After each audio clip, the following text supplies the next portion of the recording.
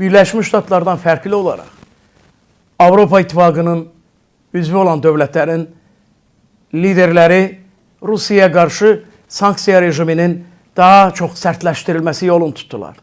Birləşmiş Ştatların zigzaga bənzər siyasəti əlbəttə ki, Rusiyanın əlini gücləndirir.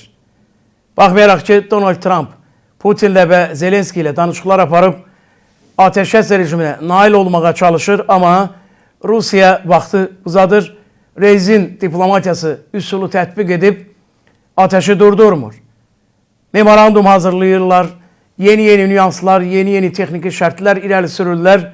Hər kəs bilir ki, Avropalılar da xüsusilə bunu dərk edirlər ki, Rusiya prezidenti müharibəni durdurulmasında maraqlı deyil.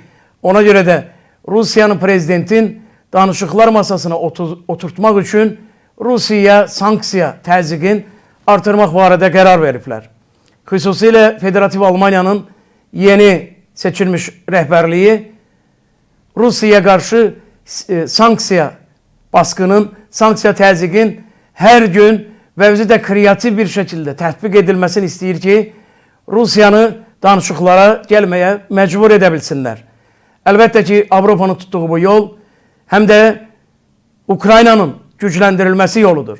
Ukraynanı silahlandırmaq, gücləndirmək və Rusiyanı danışıqlar masasına oturmağa məcbur etmək istəyirlər. Bu ən doğru yol sayılır.